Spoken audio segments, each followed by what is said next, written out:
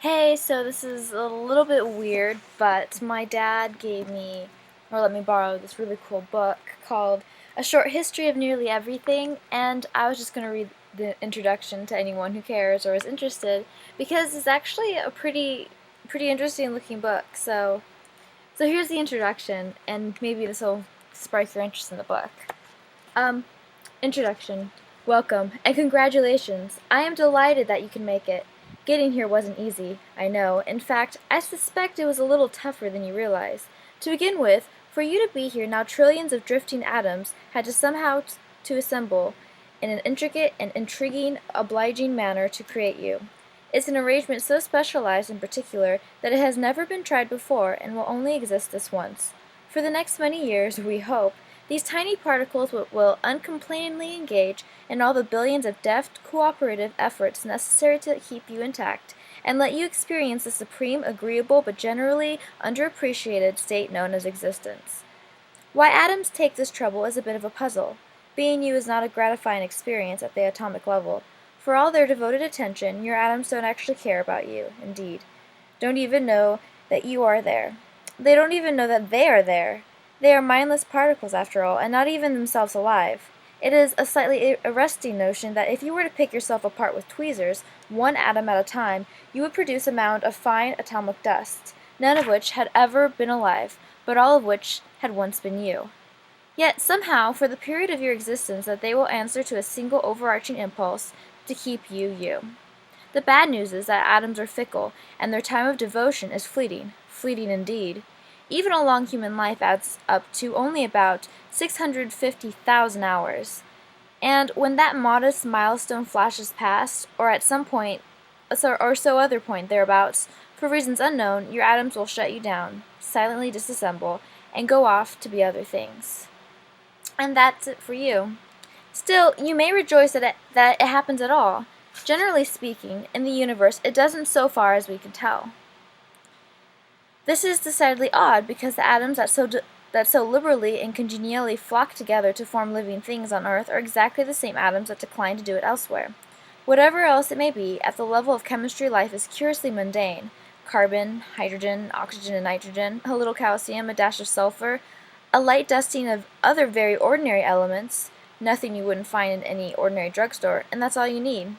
The only thing special about the atoms that make you is that they make you. That is, of course, the miracle of life. Whether or not atoms make life in other corners of the universe, they make plenty else. Indeed, they make everything else. Without them, there would be no water or air or rocks, no stars and planets, no distant gassy clouds or swirling nebulae, or any of the other things that make the universe so usefully material. Atoms are so numerous and necessary that we easily overlook that they needn't actually exist at all.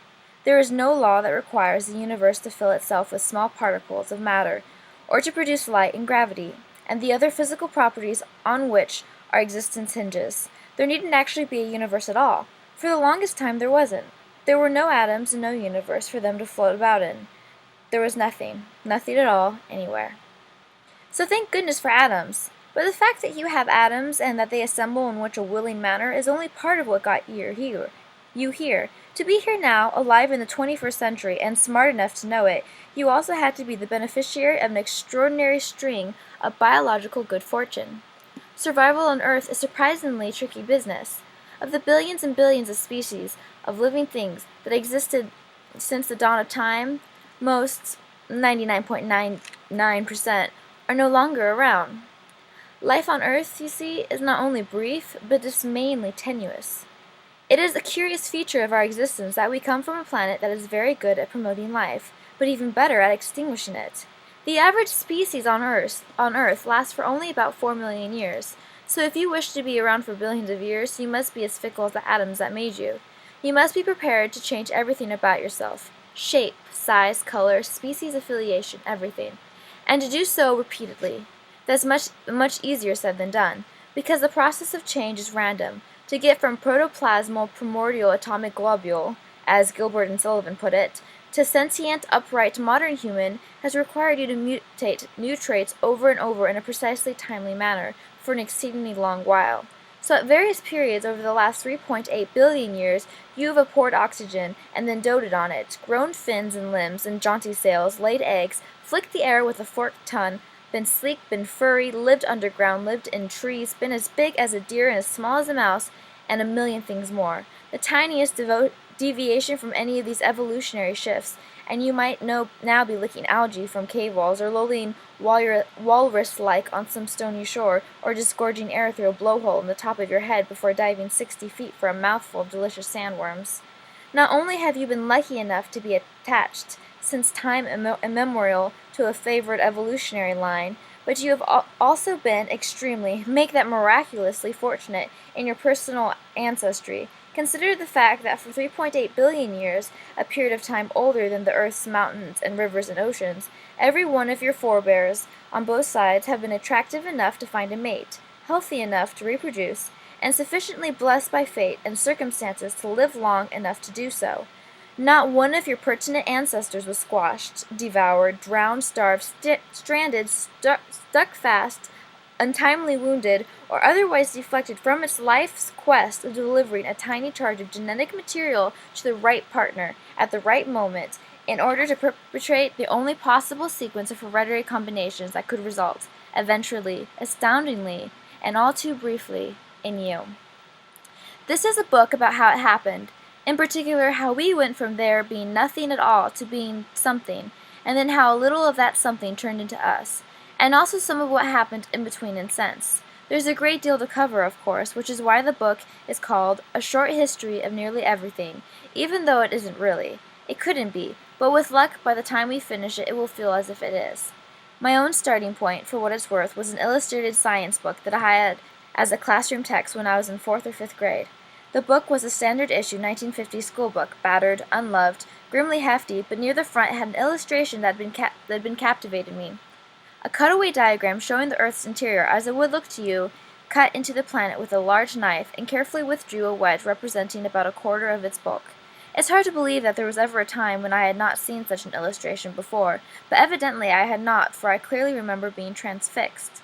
I suspect, in honesty, my initial interest was based on a private image of streams of unsuspecting eastbound motorists in the American Plain States plunging over an edge of a sudden 4,000-mile-high cliff running between Central America and the North Pole, but gradually my attention did turn in a more scholarly manner to the scientific import of the drawing and the realization that the Earth consisted of discrete layers, ending in the center with a glowing sphere of iron and nickel, which was at the hot as the surface of the sun, according to the caption, and I remember thinking with real wonder, how do they know that? I didn't doubt the correctness of the information for an instant. I still tend to trust the pronouncements of scientists in the way I trust those of surgeons, plumbers, and other possessors of arcane and privileged information. But I couldn't for the life of me conceive how any human mind could work out what spaces thousands of miles below us, that no eye had ever seen and no X-ray could penetrate, could look like and be made of. To me, that was just a miracle. That has been my position with science ever since. Excited, I took the book home that night and opened it before dinner, an action that I expect prompted my mother to feel my forehead and ask if I was all right. And, starting with the first page, I read. And here's the thing. It wasn't exciting at all. It wasn't actually altogether comprehensible. Above all, I didn't answer any of the questions that the illustration stirred up in my normal inquiring mind. How did we end up with the sun in the middle of our planet? And if it is burning away down there, why isn't the ground under our feet hot to touch? And why isn't the rest of the interior melting? Or is it? And when the core at last burns itself out, will some of the earth slump into the void, leaving a giant sinkhole on the surface? And how do you know this? How did you figure this out? But the author was strangely silent on such details.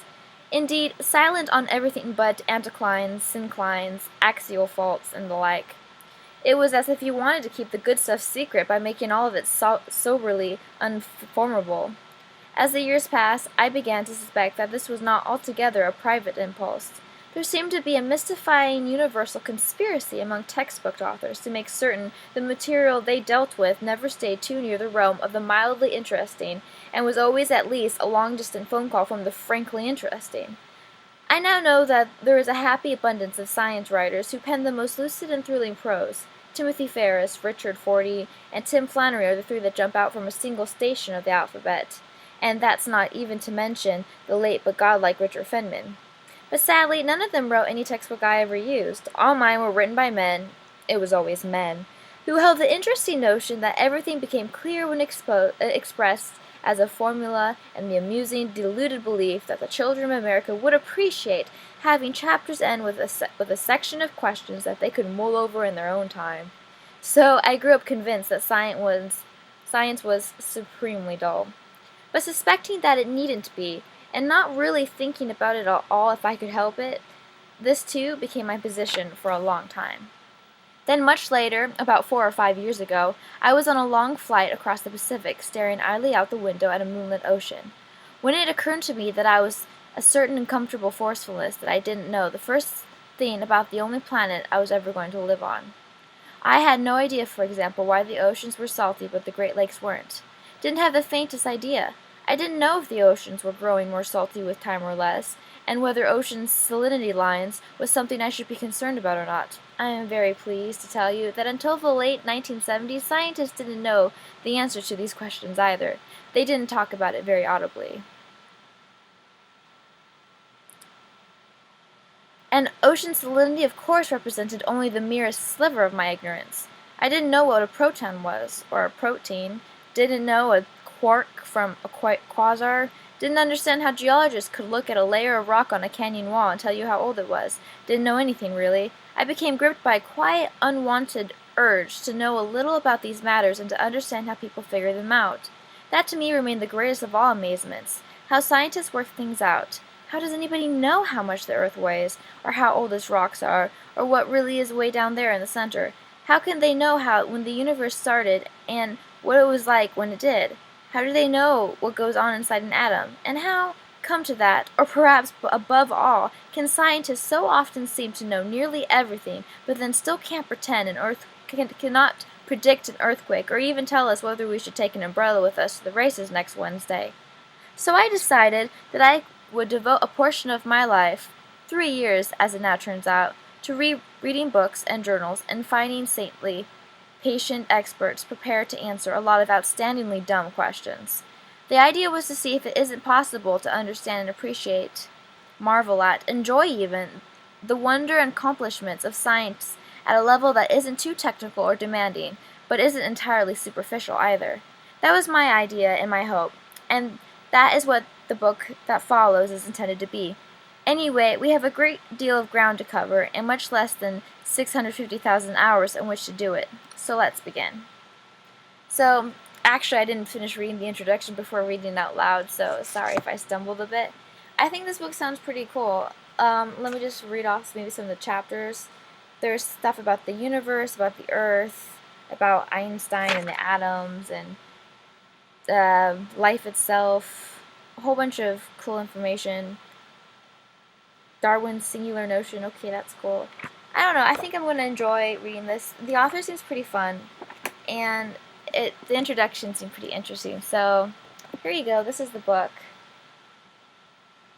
I really enjoyed it. Well, enjoyed the introduction. So maybe you guys will too.